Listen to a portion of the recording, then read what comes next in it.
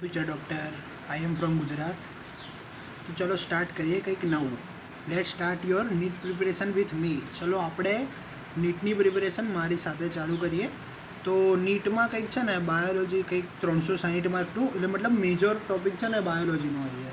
એટલે એનો મતલબ આપણે કેવું ખબર છે કે ધારો કે પેપર હાર્ડ નીકળે 2025 જેવું, તો એ તમારું ડિસાઇડિંગ ફેક્ટર ઇફ જો હાર્ડ નીકળે તો જો બધા માટે રહેવાનું છે. પણ મેજરમાં કેવું કે તમારે બાયોલોજી તમારું જો 360માંથી તમે 300 270 290 ઇફ તમારે ત્યાં આવી જાય અને પહેલાંમાંથી 100 અને 90, તો તમને ખબર છે કે કટ ઓફ ક્લિયર થઈ જાય. તમે 2025નું જોયું હોય તો આપણે સ્ટાર્ટ કરીએ કંઈક. અને એ બી પાછું ગુજરાતીમાં, કે આમાં બી કેવું છે ગુજરાતીમાં નીટ ક્લિયર કરવું, એમાં લોકો યુટ્યુબર ને બધા છે નહીં, એટલે મેં નવું સ્ટાર્ટ કર્યું છે કંઈક. તો જોજો હવે. તો પહેલાં તો આપણે જોઈએ બરાબર કે બાયોલોજીના છે ને મુખ્યત્વે આમ 4 પ્રકારના ક્વેશ્ચન તમને જોવા મળશે. હું બધા કહું, મતલબ 4 પ્રકારના, મતલબ આ 4 એવું નહીં, 4 પ્રકાર, 4 ટાઈપ, મતલબ 4 પ્રકારના જોવા મળે. હું તમને કહું છું એક્ઝેક્ટ. તો ફર્સ્ટ ટાઈપ છે ને મતલબ ડાયરેક્ટ આન્સર. ધારો કે તમે અમને પૂછ્યું હતું કે XO type of sex determination can be found, મતલબ આ જે છે એક્સો ટાઈપ પ્રકારનું શેમાં જોવા મળે. તો તમને ખબર હશે કદાચ કે તીતીઘોડોમાં આ વસ્તુ જોવા મળે. હેકલિંગ નામના વૈજ્ઞાનિકે કર્યું હતું. મતલબ એનો મતલબ એવું થયું ને કે આમાં તમને જો થોડું ઘણું બી આવડતું હોય ને તો તમે આ ક્વેશ્ચનનો આન્સર છે ને ડાયરેક્ટલી ઇઝીલી આપી શકો છો બરાબર. તો આ પહેલો ટાઈપ. પછી છે બીજો ટાઈપ અને મેજર વસ્તુ.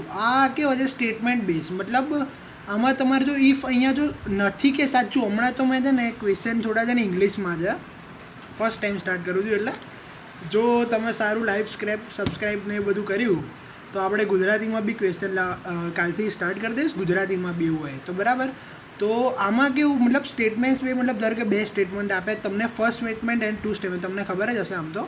તો આમાં કેવું તમારે મતલબ છે ને તમારે આમ ટ્રાય કરવાનું કે આ બેમાંથી પહેલું સાચું છે, પહેલું ખોટું છે, 2 સાચા છે, પહેલું ખોટું છે, બીજું સાચું છે, બસ. તો આ પ્રકારે આના માટે છે ને એક આમ NCERTની જે છે ને આપણી ડિટેલ, મતલબ લાઇન ટુ લાઇન આપણને ખબર પડતી જોઈએ.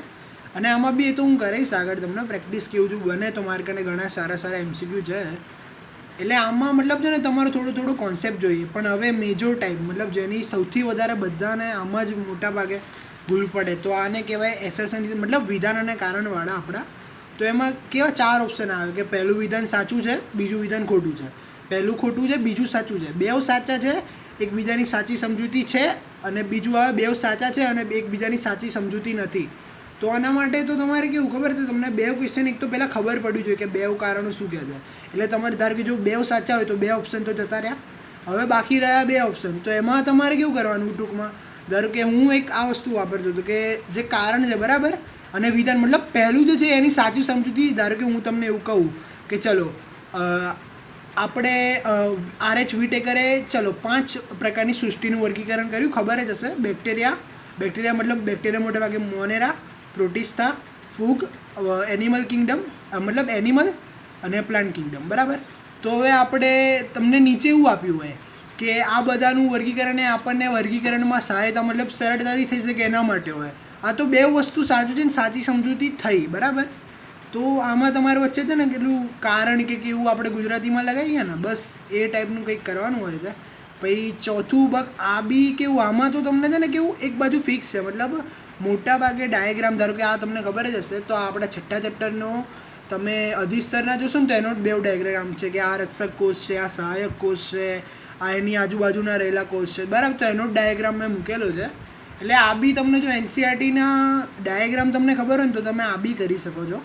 બસ. તો આ 4 ટાઈપના છે. છેલ્લે હું તમને એટલું જરૂર કહીશ કે જો તમને કંઈક નવું જાણવા મળ્યું હોય, કોઈક નવું શીખવા મળ્યું હોય તો સપોર્ટ કરજો, થોડો લાઈવ શેર અને સબસ્ક્રાઈબ બી કરી નાખજો.